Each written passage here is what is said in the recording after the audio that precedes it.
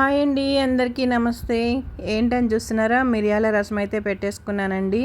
వేడి వేడి అన్నంలోకి ఈ మిరియాల రసం వేసుకొని ఒక స్పూన్ అలా నెయ్యి వేసుకొని పక్కన వడియాలు పెట్టేసుకొని కలుపుకొని తిన్నామంటే ఎవరైనా సరే ఆహా అనాల్సిందే అన్నమాట.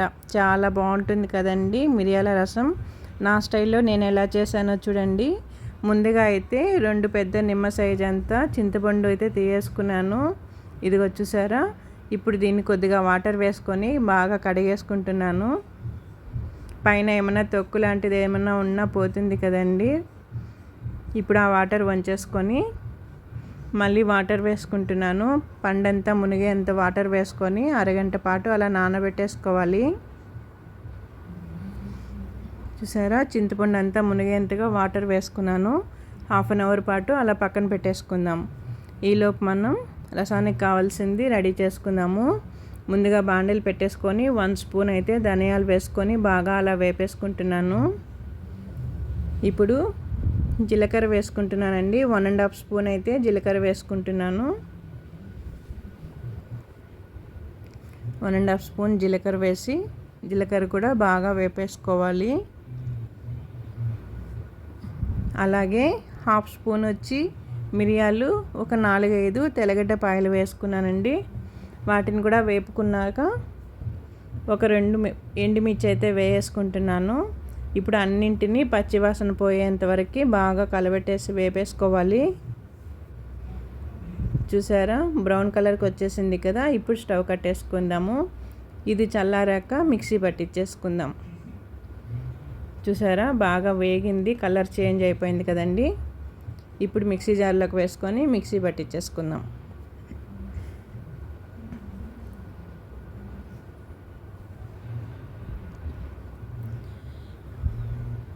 మిక్సీ పట్టేసుకున్నాను. చూసారా, కచ్చాపచ్చగా వచ్చేసింది కదా బాగా. ఇప్పుడు మనం అరగంట సేపు నానబెట్టుకున్నాం కదండి. ఆ చింతపండులో ఒక టమోటా అయితే వేసుకుంటున్నాను. అలాగే అయితే పిసకటానికి వీలు కాదు కాబట్టి నేను ముందుగానే 2గా కట్ చేసుకొని కలుపుతున్నాను. బాగా మెత్తగా నలిపేసుకోవాలండి చింతపండు అంతా కూడా. తొక్కంతా సపరేట్ వచ్చేయాలన్నమాట. ఈ విధంగా టమోటా కూడా పైన లేయర్ అంతా తొక్క పక్కకు వచ్చేసింది. చూసారా, ఇప్పుడు పులుపుకి తగ్గట్టు వాటర్ వేసుకోవాలి. చూసారా, తొక్కంతా పక్కకు వచ్చేసింది. ఇప్పుడు బాండిల్ పెట్టి ఒక 2 స్పూన్స్ ఆయిల్ వేసుకొని మళ్ళీ కొద్దిగా జీలకర్ర అయితే వేస్తున్నాను. ఆవాలు, జీలకర్ర వేసుకున్నాను. ఇప్పుడు మనం మిక్సీ పట్టుకున్నాం కదండి. ఈ మిక్సీ పట్టుకున్నదంతా కూడా ఆయిల్లోకి వేసుకుంటున్నాను. చూసారా, మనం వేపుకోవడం వల్ల తెల్లగడ్డ కూడా నున్నగా అయిపోయింది మిక్సీ పట్టేసరికి. అలాగే కరివేపాకు వేసుకొని కొద్దిగా పసుపు కూడా వేసుకుంటున్నా. పసుపు కూడా వేసుకొని ఇప్పుడు బాగా ఒకసారి అలా కలిపేసుకోవాలి. ఆయిల్లోనే బాగా కలిపేసుకొనేసి మనం కలిపి పెట్టేసుకున్న పులుపు నీళ్ళంతా కూడా ఇందులోకి వేసుకుందాం. చింతపండు అంతా బాగా నలిపి పెట్టేసుకున్నాం కదండి. ఆ వాటర్ అంతా ఇప్పుడు ఇందులోకి వేసుకోవాలి.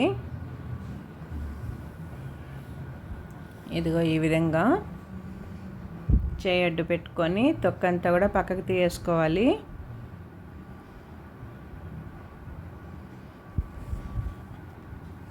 ఇలా తగినంత ఉప్పు వేసుకొని ఒకసారి మొత్తాన్ని బాగా నలిపేసుకోవాలండి. ఆకంతా కూడా మనం వేసిన గుజ్జు అంతా కూడా ఇలా బాగా నలుపుకున్నామంటే మనకి రసం అనేది టేస్టీగా ఉంటుంది. చూసారా, బాగా నలుపుకున్నామంటే టేస్టీగా ఉంటుందన్నమాట రసం అంతా. ఇప్పుడు ఒక్కసారి పులుపు చెక్ చేసుకున్నాయి. ఏమైనా పులుపు ఎక్కువ అనిపిస్తే కొద్దిగా వాటర్ వేసుకుందాము. చూసారా, కొద్దిగా వాటర్ అయితే వేసుకున్నా నేను. అలాగే ఇంగువ కూడా వేసుకుంటున్నానండి. ఇంగువ వేసామంటే జీర్ణానికి మంచిదండి, బాగా జీర్ణం అవుతుంది. ఒకసారి బాగా కలిపేసుకుందాం. మళ్ళీ మంట అయితే మీడియం ఫ్లేమ్ పెట్టేసుకుందామండి.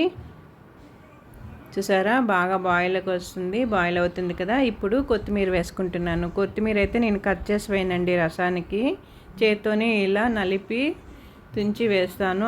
అప్పుడైతే కొత్తిమీరలో రసం అంతా కూడా మనకి రసంలోకి వెళ్తుంది. ఆ ఫ్లేవరే వేరే లెవెల్ ఉంటుందన్నమాట. ఒకసారి మీరు ట్రై చేసి చూడండి. చాక్తో కట్ చేయకుండా ఇలా చేత్తోనే తుంచి వేసామంటే చాలా బాగుంటుంది స్మెల్ అనేది. మనకి మిరియాల రసం అంతా కూడా కొత్తిమీర ఫ్లేవర్తోనే నిండిపోతుంది అన్నమాట. అలా తుంచి వేసామంటే అందులో ఉన్న రసం అంతా కూడా మనకి మిరియాల రసంలోకి యాడ్ అవుతుంది. ఇప్పుడు బాగా తెలుతుంది కదండి. అబ్బా సూపర్గా ఉంటుంది, స్మెల్ అయితే అదిరిపోతుంది. రసం అనేది వేడి వేడి అన్నంలోకి మిరియాల రసం వేసుకొని ఒక స్పూన్ కానీ అలా గీ వేసుకొని నెయ్యి వేసుకొని పక్కన వడియాలు పెట్టేసుకొని తిన్నామంటే సూపర్గా ఉంటుంది. ఈ వీడియో మీకు నచ్చినట్లయితే నా ఛానల్ సబ్స్క్రైబ్ చేసుకొని లైక్ ఇవ్వండి.